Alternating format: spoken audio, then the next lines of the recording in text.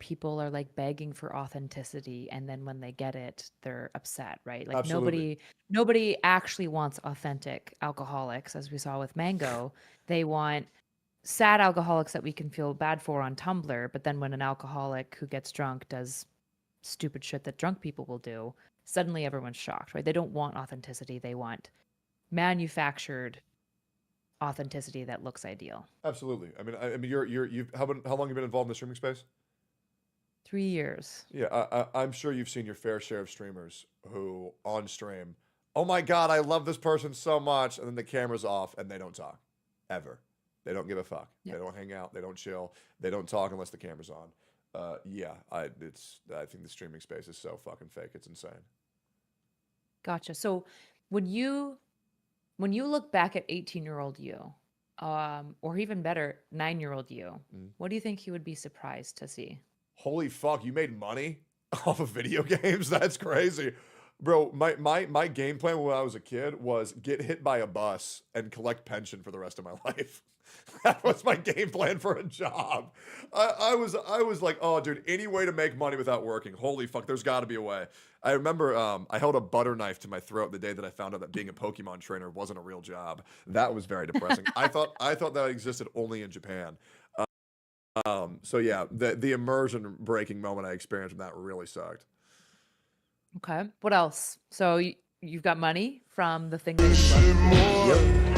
I'm bald. I used to shit on bald people all Okay. the time. I finally outgrew my brothers. That was a big part of my life. I was always the little guy, and then I had a 6-inch growth spurt in 12th grade. That was dope.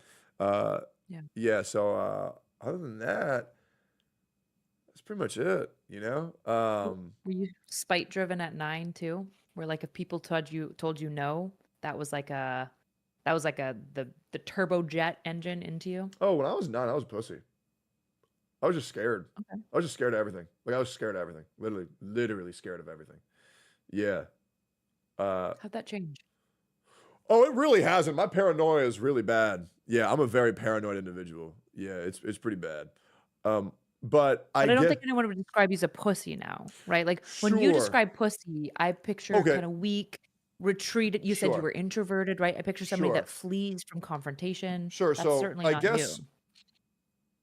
when you're observant of the dangers around you and you don't have a means to defend yourself, you're first seen as a coward. Now I'm aware of the dangers that surround me, and now I have a means to defend myself and right those wrongs. So now those things that I was afraid of, I'm now like actively prepared for, and I'm willing to do what needs to be done in case the opportunity arises. I've always been a very horrifically paranoid human being.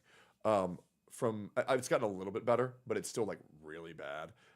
It doesn't Mhm. help what my ex did to me. That really fucked me up. I don't think I'm ever gonna fucking mentally heal from that, to be completely honest. Yeah, that really, really fucked me up.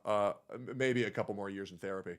Um, so when I was a little kid, I was so paranoid of like being killed. Um, I would. This is so crazy saying out loud. I talked to my chat about this before. So you know when you go to a stoplight and you like brake, Yeah. like normal thing. There's a red light, you brake. Yeah. For years, I would never brake at red lights. I would get to them and I would drive forward a little bit and then I would reverse a little bit. And then I would drive forward a little bit and then I would reverse a little bit. Do you know why I would do that? No, I have no So idea. in case someone had a sniper rifle pointed at my head, they would miss the shot because I would constantly think that someone was trying to kill me. I Mm. didn't want to give them an easy shot. It was awful. If someone parked next to me at a stoplight, I would reverse and get behind them if I could, or I would look directly at them to make sure they don't have a gun pointed at me. Yeah, horrific And this paranoia. was before internet fame. Yes, even before. Well, when you get grown up in a military family and you constantly get told how don't trust anybody, there's bad people everywhere. And then there was anthrax, there was fucking 9/11, my brothers and my sisters and my fucking father tell me how they're just getting shot at. I'm like, damn, you know, maybe I'll get fucking killed. I don't feel like dying. I got way too much to live for. I got to see the ending of One Piece. Like that shit still ain't happening. It's been fucking 13 years. That'll never happen. Yeah, it's never happening. Yeah. If you could What do you think? You said you're very nihilistic, you're negative towards the world. You're very pessimistic, I think you said. Does that feel accurate? Sure. Yeah, absolutely. Towards the world specifically. I think on average there are a lot more bad people than there are good people. Yes. Mm. It's a lot easier to be a bad person. It's a lot easier. Do you think that being a bad person also gets rewarded for the most part? Of course. I mean, look at any Karen on Target. The more you bitch, the more you get rewarded. Right. Gotcha.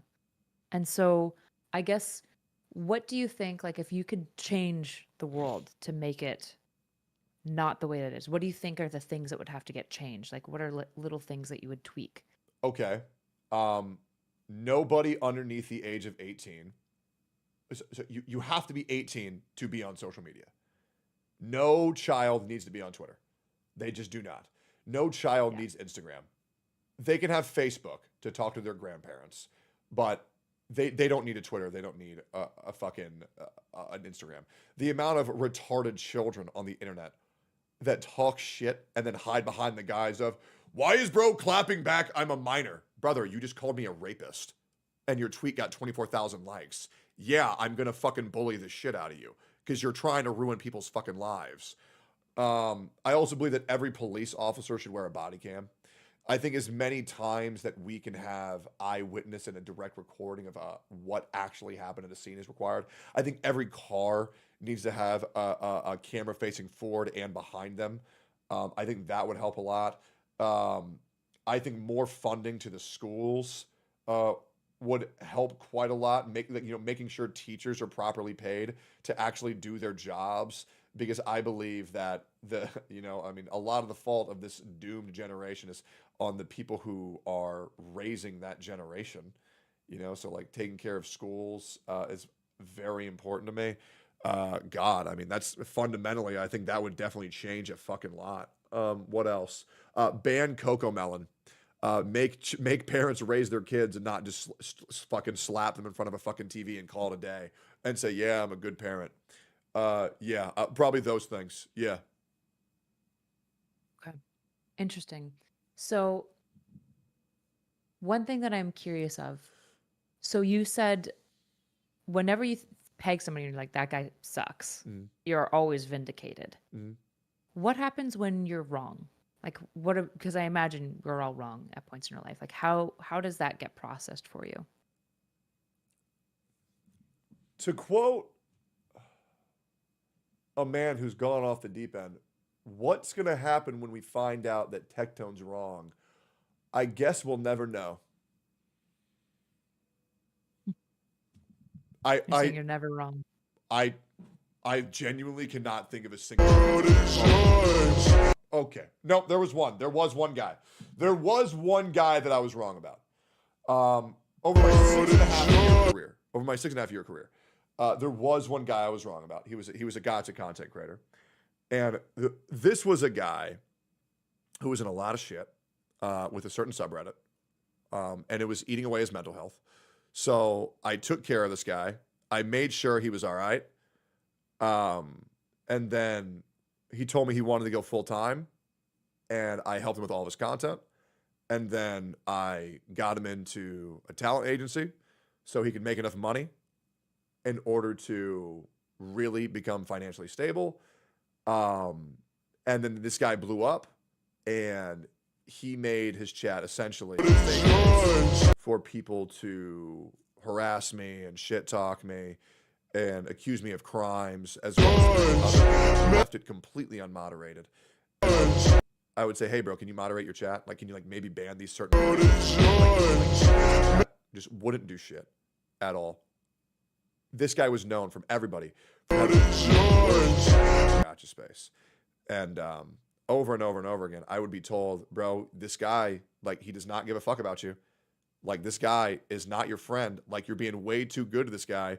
Because when I got into drama with this other guy who came after my wife, who came after my personal life, who tried to end my career and almost got me to kill, I attempted suicide because of this fucking content creator. This guy had the other guy's back and even went so far to meet up with this guy in real life. That betrayal on that really, and so it is very scary when your chat is aware of people who are not good for you to talk to, because you know that happens a lot. Like, hey, don't talk to this guy. You usually ignore those. I was also warned. I don't know how I can say this. There was a certain point in my life that I got cheated on, and this was while I was a streamer. I'm not going to say when this was, but I had many chatters as well as moderators warn me that this person who was frequently coming into my life was doing not good things. And I was like, shut the fuck up. You don't fucking know what you're talking about. You don't fucking get it. And then they were 100% completely fucking right. And I was like, damn, wow, it's very worrisome to know that your chat can see things that maybe you as a self can't notice as a streamer. And I don't like saying that, because that opens up routes to like extreme parasocialism. Like, I know your life more than you know your life, but every now and then they're right when you're wrong, and it's odd. And, you know, obviously I like to act like, oh, I've never been wrong. That's obviously just a fucking bit. But, you know, there's been a couple times I've been wrong. But yeah. What's interesting is the two examples you've given me are situations where you didn't believe somebody was bad. Yes. And you were incorrect about that. Yes. Right? Which is interesting, because I'm curious. The question was actually, is there a time you thought somebody was bad and they weren't? Oh, my problem is I only know when people who I think are good and then they end up being bad. People who I thought were... That's what you outlined to me. Yeah, people who were bad that ended up being good. There was this one time this guy told a joke, and I didn't realize it was a joke. That lasted like 5 seconds. Anybody who I thought was bad and was good? No. I may have said, hey, this guy's a cheat, or this guy's joke was bad, but I don't think I've ever been wrong about someone being bad. I'm really trying to think. Yeah. Was there anybody? I'm top 5 in North America and Among Us, by the way, so I'm quite good at social deduction. I always knew who the imposters were. Let me think. Hold on. Let me look at my chat. I'm looking for any name. I remember I made a joke about Aiden Ross, but I never thought he was bad. Bran was bad. Then he had a kid. That took 3 years. Now Shin was always dope. Now MTash I thought was good, and then he was bad. Jenna, I never thought Jenna was bad. I just thought his take on UI was shit. Hassan, Hassan fucking sucks. I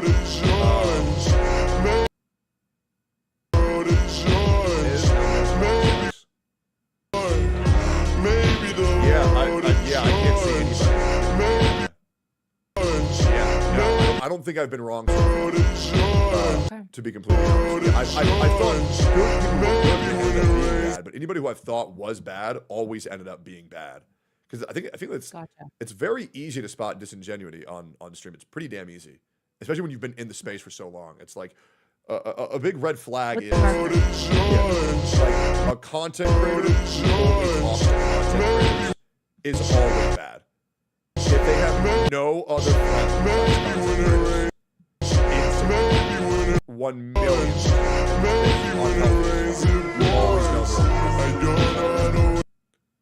When you say someone's bad, what do you mean by that? I've given you content creator A, and I'm going to tell you about them. Okay. They only talk to other content creators. Mm-hmm. They're always doing the networking. They're always never interact behind the scenes. Lots of fake things going on. What do you mean when you say bad? Going to someone. They're going to someone or something not. They're going to deceiving. deception, lying to their community, lying to their friends, giving them unrealistic expectations. Okay. Has there been any moments that you would call yourself I was a bad guy. I was a bad guy when I played Genshin Impact. I absolutely was. I was an absolute fucking supervillain. I was far too abrasive with the messages I was trying to give. I was far too vindictive for trying to right the wrongs, and I think I made a lot of extreme comments that I shouldn't have. However, I would like to say I was driven to that madness. I didn't choose it. When you're in that space that was that volatile, I mean, Jesus Christ. I mean, dude, I had 9 content creators coming at me at the same fucking time. My chat refers it as the great 1v9ing, but that space was awful. That shit made me a horrible person. That's why I had to get the fuck out. I only played Genshin for like a year and a half. Part of my career that people talk about because I was an absolute fucking super villain during those days. But I think it was necessary. Maybe the world is yours. Good ass show. Yes, show. Yeah. My favorite quote is, "I have no enemies." Yep. I think that's a good challenge. Yeah, I would say that's who I'm trying to be like. But it's hard. Everybody should strive to be tortured. It's a hard problem. Maybe you should wish it more.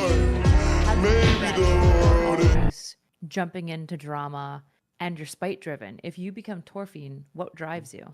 Well, so I'm not there yet. I'm trying to be. But the important thing is that throughout my career, and feel free for anybody to challenge me on this, I don't strike first, ever. I will always hit back, but I will never hit first. So if someone is shit talking me or my friends, I will say something, but I will never go out of my way to shit on somebody for no reason. Okay.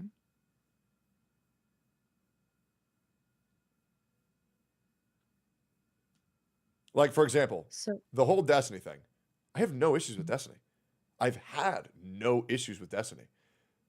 But then he's going to crash the fuck out on Donut and Brandon because for some reason he is lacking the understanding that people will be more emotionally invested when they're on a scene looking for dead little girls rather than some guy who's sitting in his room typing on the computer about how he doesn't think it's that bad. Like, that was just such a fucking unhinged thing to do. It makes no sense. And like, I feel like a lot of people just lack emotional intelligence to understand maybe the reason why they called NMP a bad word is because while he's out there making jokes, they're out there trying to save lives. And I feel like it's really not that hard to understand. And I really feel like it's really not that big of a deal. So when you talk about this character change, I've noticed, so you've talked about a few people. They're bad, they've hurt people. I was a super villain at this time. I was way too harsh and abrasive. And you changed, it sounds like. Yes, absolutely.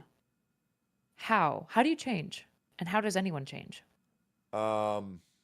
Escape the shackles that bind them. You know, for me, I was a product of my environment. So I escaped the environment. You know, like, it's like a fucking dog. You know, you have a dog. All day in the fucking junkyard, and they get kicked by the fucking owner, and you know, just loud shotguns and beer cans being thrown at them, and then you take them back to your house, and you let them know everything's okay. You give them their own clothes, give them some nice kibble.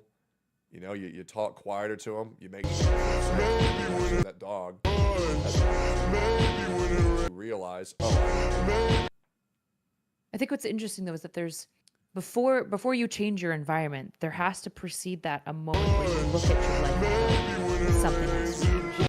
This isn't working. And it's that moment of self-awareness that I think is interesting. In the case of the dog in like the abusive household, the dog isn't like doing some introspection, like, man, I need to change my life. That's you rescuing the dog, right? In the case of you being the Genshin supervillain and then realizing that you need to change your environment. How did that occur? How do you do the self-reflection necessary to see? So a great thing that I always reference is you are the people that you are. So if you surround yourself with 5 dumbasses, you're going to be the 6th. I used to have a life where I had to deal with the world's most every day. Every day. Nothing was ever happy. Nothing was ever good.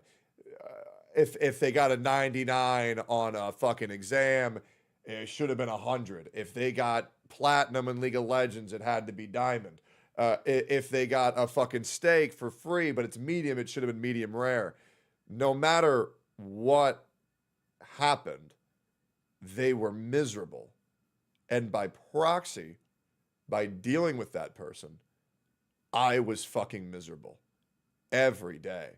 Even though I was a millionaire, even though I made sure everything was taken care of, even though when this person would be around, everything was clean for them, everything was cooked for them, everything was taken care of for them, while I was doing my own job, while I was doing everything for this person, they would still choose to be miserable. And by me allowing myself to be near this person, I too became miserable. And then when people let me know, hey bro, you're kind of fucked up. And when my mind was, why am I so fucked up? And the answer was always because, oh, it's because I'm around this person. I then realized, oh, I should just get away from this person. So yeah, you just you become the people you surround yourself with. So when you realize there's an influence on you, just get away from that person if you can. Interesting. You also manage yourself by things like you said, exercise, right? Yeah. Sounds like you think that you would be able to do what you do.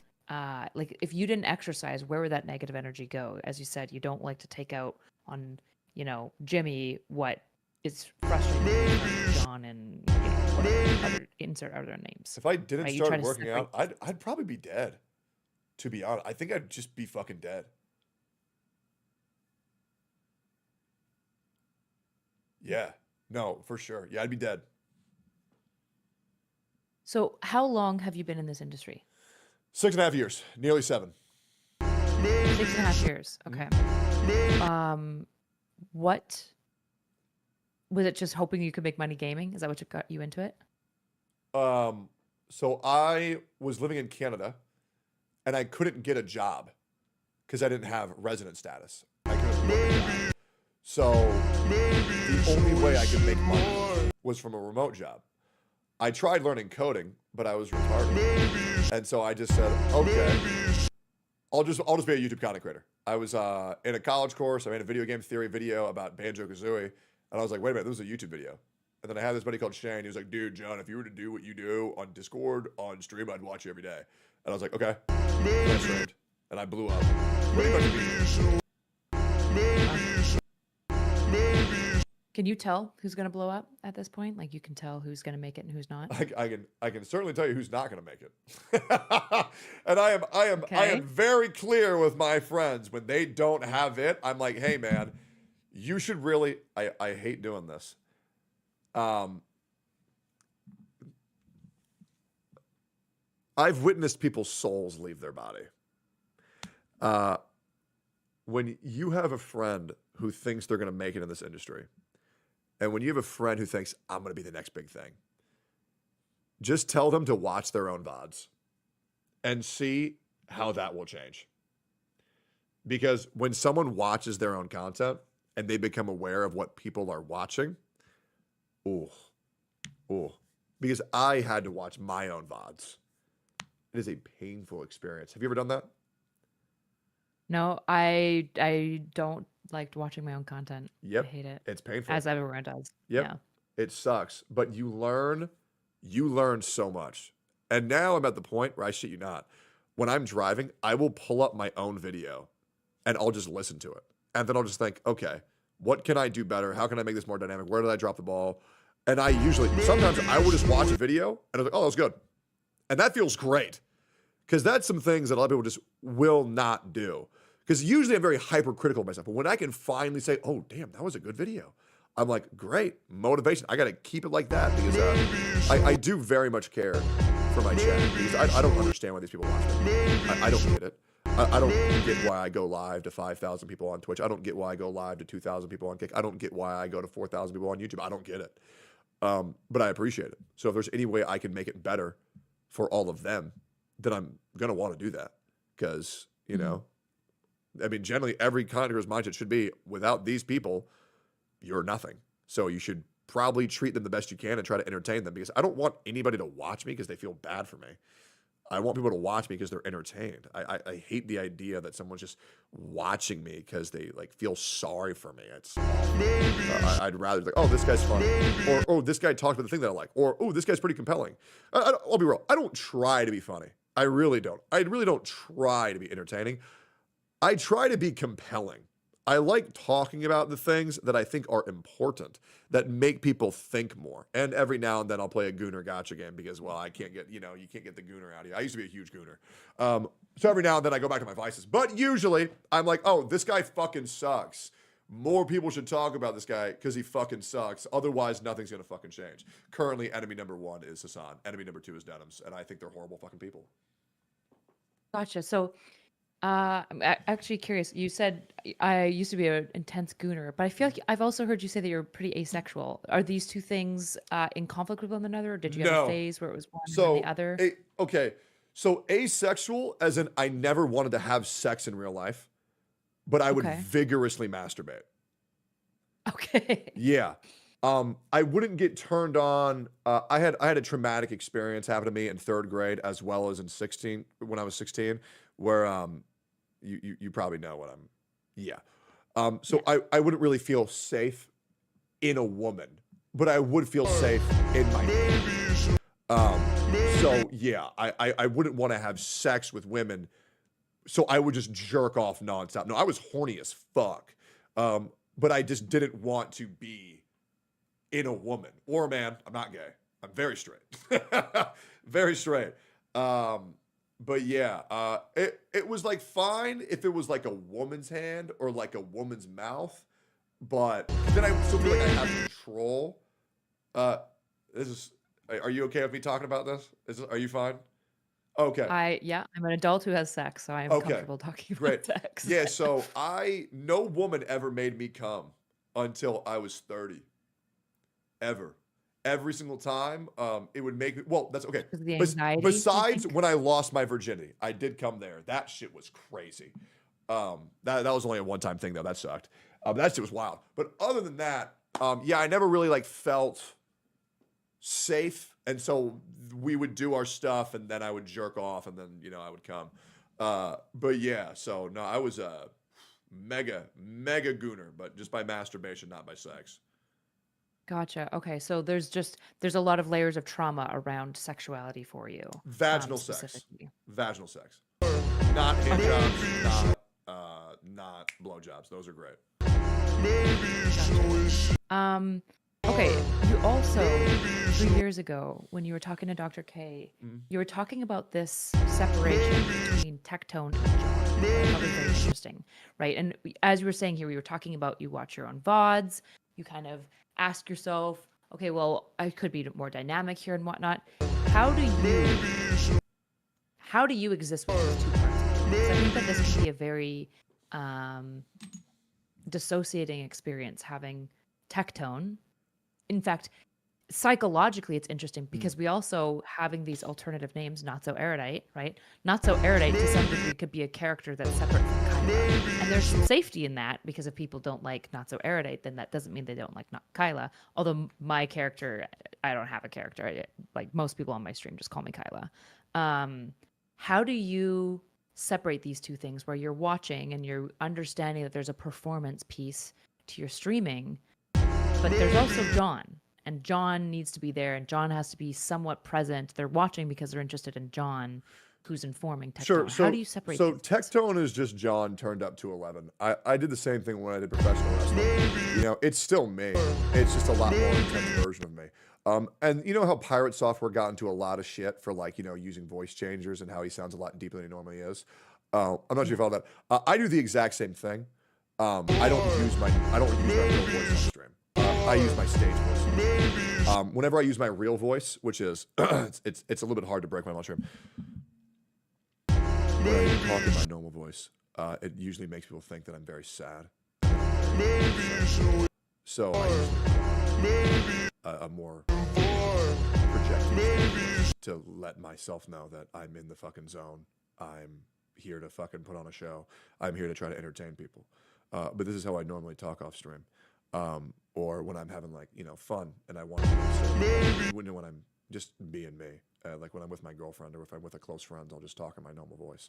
But it's a lot quieter and it's a lot, you know, it's fucking depressing. So I'm doing that. So whenever I'm on stream, I just turn it up, say, okay, time to go, boys. We're putting on a fucking show. And everybody, my chat, they shit on me nonstop for it. So it's pretty much just like, you know, they've heard this for like, if you go back to my first YouTube videos, I'll be talking like that. Like in your normal voice? Yeah, if you watch my original summer. But it's just a lot easier to put on a fucking show and just be ready to go. Turn this bitch up to 11 because I don't want nobody to be bored when they watch my shit. So I'm just trying to put the best version of me, the most entertaining version of me forward, while not being inauthentic, right?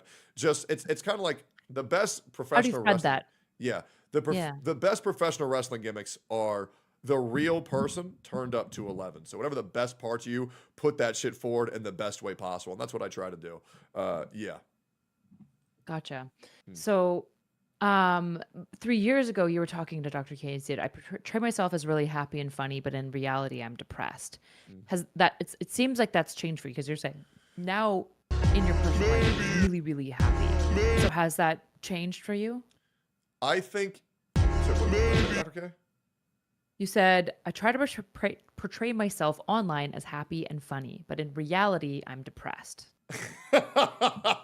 That sounds like something I'd say. Emotions are complex. I don't really think there's any way to always be happy, to always be sad, to always be angry. It's a really moment to moment. Right now, I'm pretty angry. But, you know, a couple minutes ago, I was pretty fucking angry. Just depends on what we're talking about. It depends on how much I can let go of what's in the background of my mind and be on the forefront, or whether if I'm consumed in the background. So it's very hard to give a blanket statement for that. But Sure. There's just, right. There's states and there's traits. And you're talking about like states, like, yeah, and sometimes I'm in state happy and sometimes I'm state sad. But then there's traits, right? Where you're saying like, it seems like, for example, the fear and paranoia has been lifelong. Like that's been a consistent through line of something that you experience. I don't know. Or am I wrong? I honestly have no idea. It's very hard. Emotions for me are very hard to just pinpoint. I honestly, I don't know. If you really challenge me on that, am I happy? Am I sad? Am I depressed? I have no fucking idea. Why do you think that is? I don't know. Yeah, I have no idea. There's it. When I laser in on something, everything disappears. But when I consider everything that's going on, you know what I mean? Like when you lock into League of Legends, you're not thinking about the build.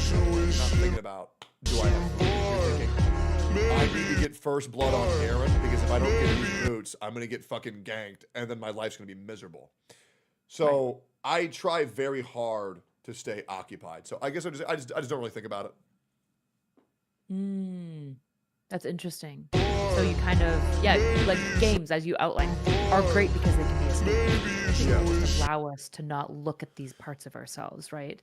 But I would also, I don't know if you agree, I would argue we have to look at these parts of these selves because, and you are willing to look at these parts of yourselves because you were able to go, I was being a supervillain in this period of my life, right? And that requires you to attend to something. And it requires you to attend to very uncomfortable things, which is looking at your behavior and going, this isn't okay, and then thinking about the steps to change it, right? And so you obviously are able to do both. And so it's very interesting to me that you were able to do that arc of self-growth that I think helped you become a much like softer, kinder person from your description, if I'm understanding you. So the question is, what do you think would be needed to look at this part of you, right? It was interesting that you said my grade 3 experience when my mom and I was sitting in front of my mom and dad and they said